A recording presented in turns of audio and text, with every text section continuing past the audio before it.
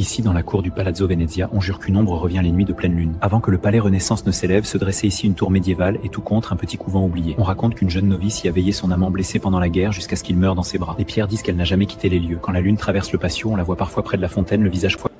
Là, juste après l'arche, vous sentez?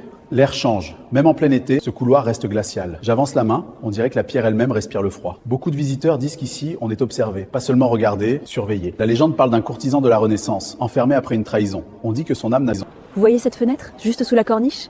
La troisième à partir de l'angle. C'est là que l'on aperçoit lors des orages l'ombre sans visage. La légende raconte qu'ici, à l'époque des Borgia, un messager du cardinal a trahi son maître.